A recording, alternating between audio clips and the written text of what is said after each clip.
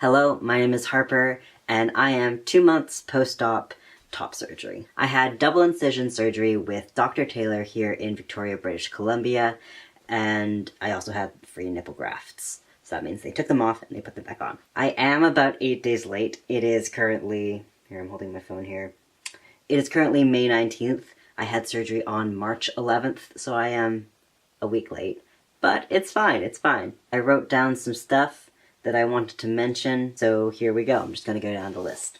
So number one is that I did think I had hypertrophic scars. I'm not totally sure if I do anymore, but I just wanted to mention that because I've never had like this kind of surgery before. I've never had like major surgery where there's a large scar, and so I'm not totally sure, you know, how those like kind of scars are supposed to react.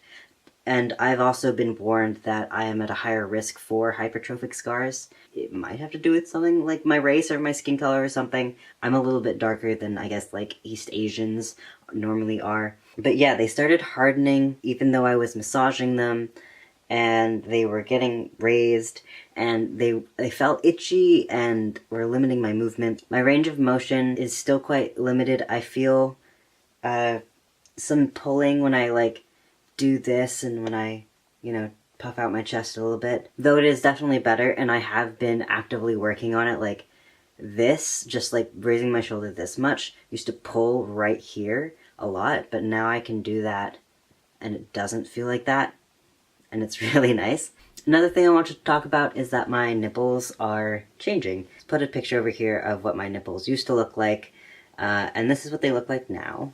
I'm on my toes, this is fine. So the color is different on my nipples. They're a lot more brown, a lot less pink, and also the projection is a lot better, especially on this side. This one was basically flat before, and now there is some projection, and it looks kind of natural. I don't know, it kind of feels just like a little bumpy. And there is also some scarring up here that is way more extreme than this one. Like this one is nicely like tight. There's like little to no scarring, but this one isn't so like defined, and it kind of blends into the scarring up here, which is kind of interesting. And I mean, I'm not too concerned about it. Feeling has gotten way better since the last time I made a video, which was for like 1 month, 6 weeks, I can't remember. I can feel a lot more. It's a lot less of that kind of painful numbing feeling.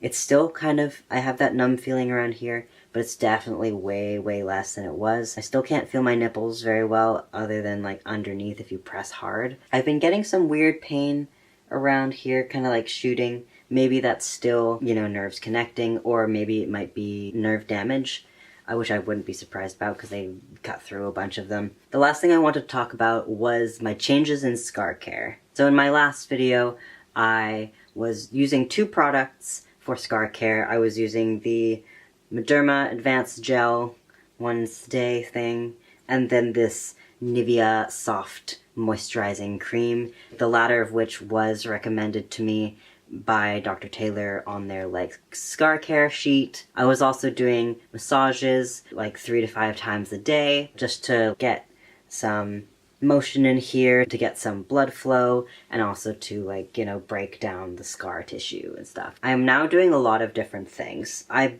don't use the Nivea moisturizing cream at all now, just because it wasn't really doing anything for me. It didn't really make my scars soft, and yeah, it just wasn't doing anything for me really.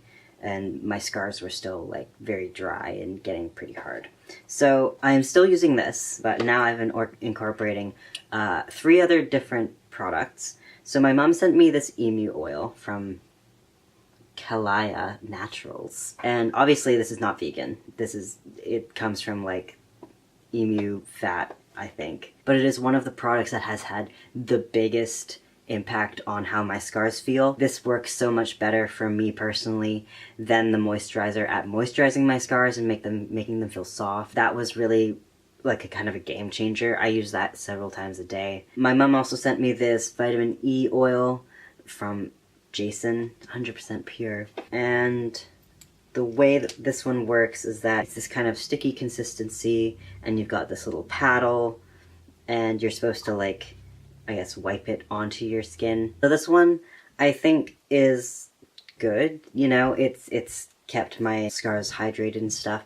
But the thing is that it's like very sticky, and even if I only like use like the smallest amount I can and I kind of rub it into my skin, it's still kind of sticky and tacky. So I was wearing that to bed, which I think was nice because by the time that I woke up it was dry, and also my scars felt really nice. But I only use this not a lot, honestly, because it's way less convenient. And then the last thing that I have been using on my scars that has had like a really big impact for me personally is scar sheets.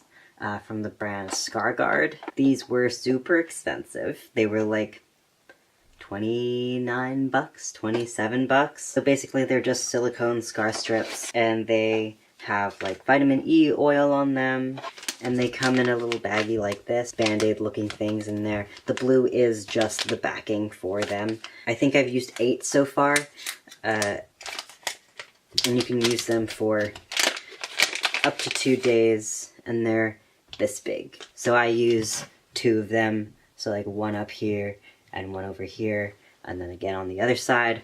They tend to like wrinkle when I'm working, and so I won't wear them at work, but I'll wear them when I get home and during the nighttime. These really help make my scars way less raised and way more moisturized throughout the day. Even while I'm not wearing them during the day at work, my scars still will not come back as raised as they were. It could also be just because I am, you know, 2 months post-op, but it is made, I think, a phenomenal impact on my scars. So yeah, overall, I'm really happy with my results still. I am really excited to start working out. I have proven my ability to do 10 push-ups, and so I'm really excited to keep going with that and build up my muscles, because the camera, I think, makes my chest look way more strong and defined than it actually is. Here, if I do this, and you turn this way, you can see how, like, that kind of comes in here. Yeah, same with this one, and like in here.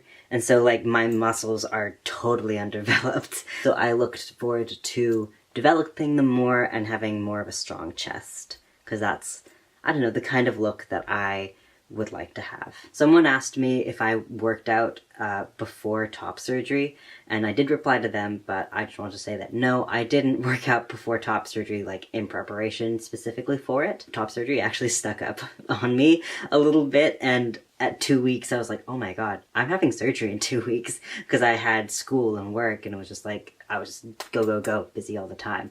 And so working out kind of fell by the wayside, but I, did work out pretty consistently in the autumn term and also during the summer, and so I might have, I don't know, residual muscle from that. And also 2, I am just generally muscular. Like, I am very small, I'm very compact, and I am very muscular, just naturally.